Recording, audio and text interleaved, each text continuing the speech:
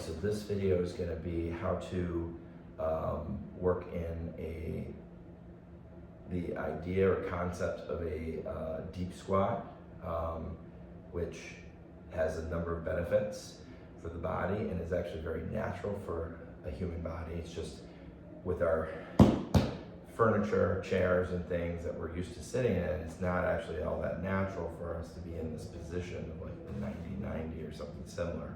So you still see this in certain parts of the world where there's not so much furniture that's available or that's used just culturally.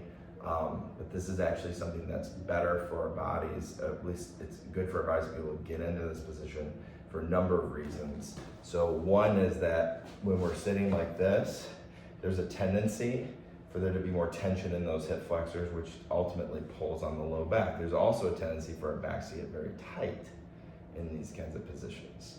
So a more natural position. Oh, the other thing that's beneficial is actually using the bathroom, using the restroom. So this, if you're familiar with the squatty potty concept, it's that having the knees up higher puts you into that better alignment for your digestive tract at the end there. So it helps things to kind of move more smoothly. So for people who have difficulty with constipation and that, it can be helpful to help them go and be more regular and that sort of thing.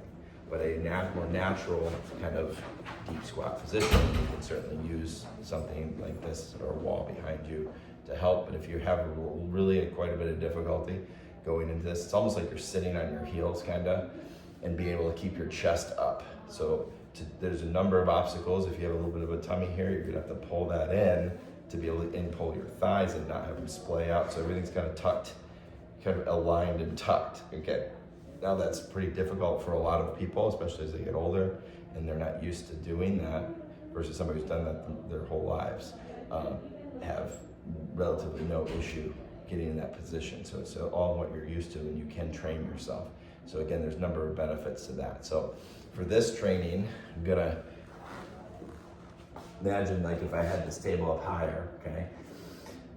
So you're gonna lean over maybe the kitchen counter or something. This is pretty low, but this would be more advanced, right?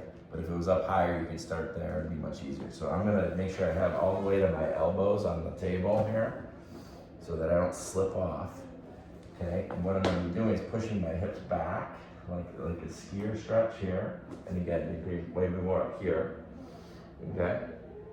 Once you've taken up that slat, then you're gonna it's almost like a waterfall. You're kind of coming down and your chest is lifting up. But again, I'm anchoring here and I'm backing my hips. I'm not gonna overstress my knees here. I'm gonna keep that tension back without sliding off.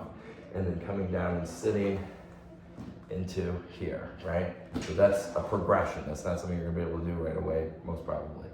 Okay, and this is lower, so it won't really, but I can hold on here and that keeps me from rolling over backwards, and I can use that to kind of lift my chest and pull, and I can kind of hold this a little easier. Okay, but ideally I should be able to kind of tuck and hold my knees and lift my chest and kind of open that up a little more and get that good opening and stretch into that low back.